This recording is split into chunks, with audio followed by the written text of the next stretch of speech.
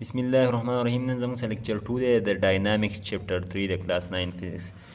نیوټن فرست لا اف موشن. ګوره اول دا خو نیوټن لا اف موشن نیوټن چې نه دی د نیوټن لا اف موشن موږ د څه منځ کې ریلیشن ښیي، د فورس د ماس او د موشن په منځ کې، د فورس ماس او موشن.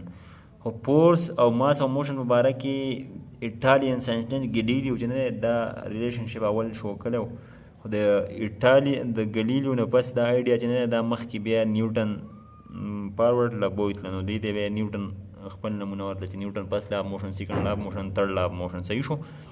ښه باقي زموږ سره فرست لا اف موشن دی، نو فرست لا اف موشن ګوره نیوټن څه وایي چې this law states that at the absence of an external force a body in rest will be always at rest and a body at motion will always be moving with uniform velocity. ګوره نیوټن فرست لا اف موشن دا موږ ته وایي که چېرې یو باډي په ریسټ کې وي نو دا به همیشه پورې ریسټ کې وي تر دې پورې په دې چې نیټ فورس نه لګېږي. په دې نیټ فورس زه وکړم نو دا به په موشن کې شي که نه، خپل پوزیشن یې چینج کړو.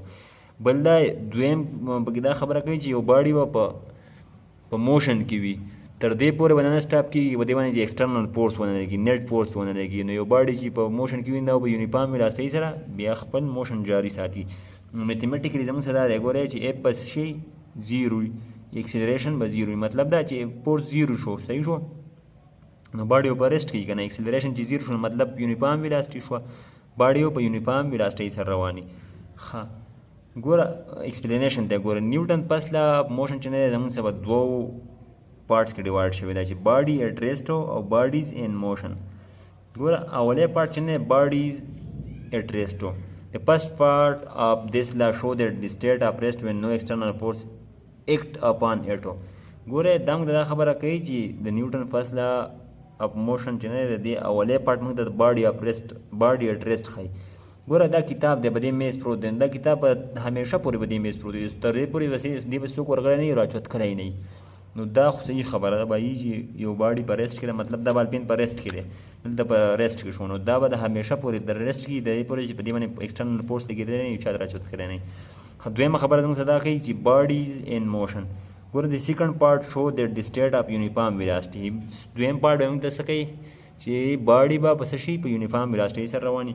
ګوره اف وی رول ا بال آن د ګراوند، مطلب دا یو بال موږ رول کو، لات هم ورکړه یا کیک هم ورکړو روان شو که نه، نو دین اٹ شوډ کیپ آن رولینګ فار ایور. مطلب د دې مطلب دا دی اکارډنګ ټو نیوټن فرست لا چې دا به ایسته رواني تر قیامته پورې به رواني، ځکه یونیفارم ویلاسټي سره نیوټن خو دا ویل چې دا به نه سټاپ کېږي.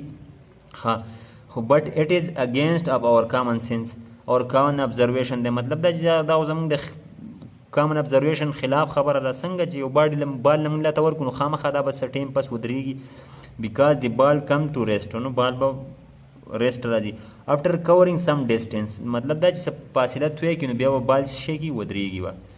ښه اټ از ډیو ټو دی اپوزینګ فورس. په دې باندې به څه فورس یوز الحمدلله اټ از ډیو ټو دی اپوزینګ فورس لایک دی فورس اف فریکشن. دا بال چې کوم ریسټ راځي نو دا سره وجه راځي په دې باندې یو څو فورسونه لګېږي، هغه څه شی دی یو فورس اف فریکشن دی، د فورس اف ګریویټي دی او ایر ریزسټنټ دی. ګوره درې فورسونه پرې لګېږي چې فورس اف فریکشن